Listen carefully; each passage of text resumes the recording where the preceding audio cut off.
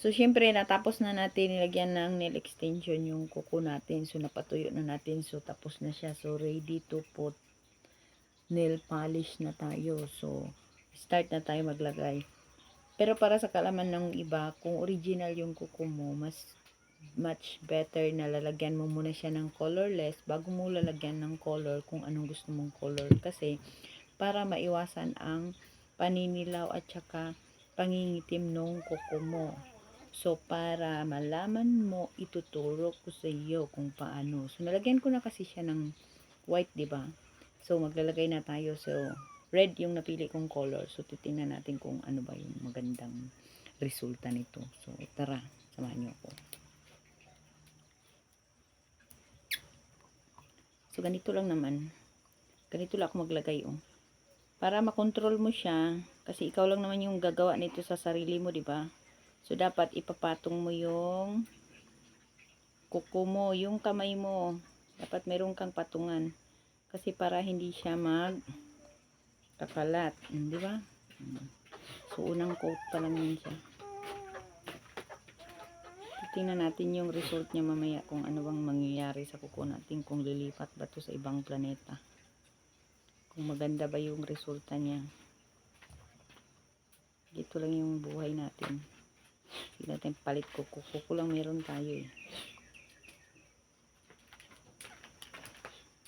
Diba? So, sa kuko na lang ako bumabawi nito. Alam tayong ganda nito eh. Mga nagtatanong pala dyan. Kung single pa ako. May jowa ako. Ewan ko kung kami ba talaga. Charot. Hindi ko rin naman alam. Kung pag nakatalikod ako, maraming iba. Uhugot nun tayo nito eh. Tingnan natin.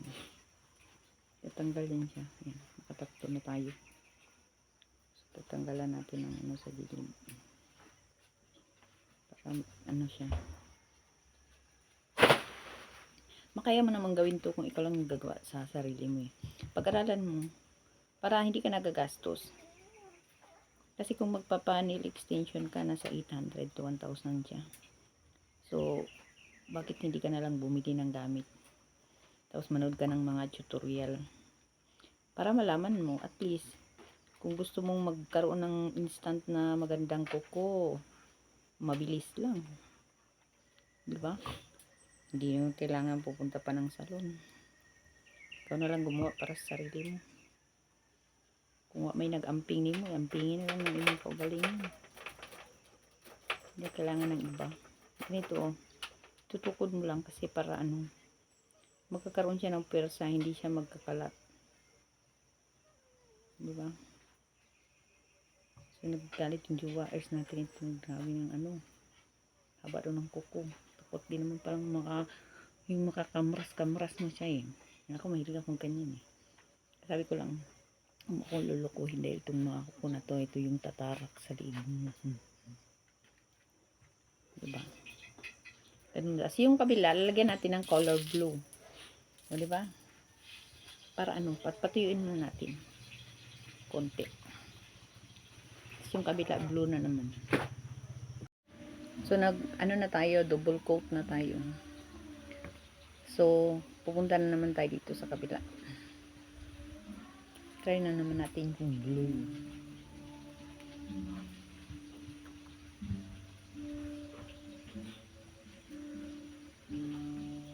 Ganyan mo lang. Well, Yan. Unang coat pa lang yan. Ganyan siya.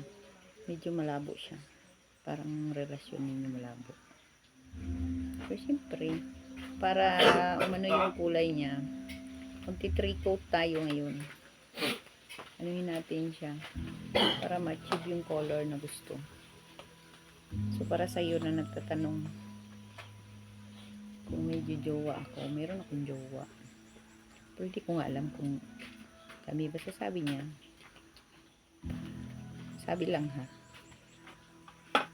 Hindi na naman natin alam eh.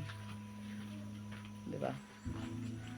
Kung nakapalikod tayo, mas marami pa pala siyang jowa na iba. Hindi magkawalan sa akin, bahala siya yan. Kasi daming ano eh.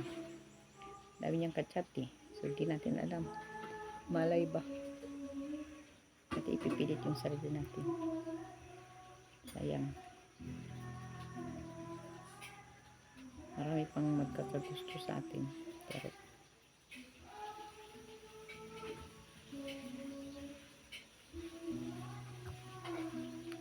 so, first coat na tayo. So, naka-second Depende coat rin na kung sa tayo. pagbulag ninyo ma. Pero pag nagbulag mo nga okay lang. Ano, So, pinag-uusapan namin yung about sa X. Kasi ako pag X, hindi ko na, ayoko nang makita eh. So, second coating na tayo. So, dadagdagan ko pa siya ng isa ha.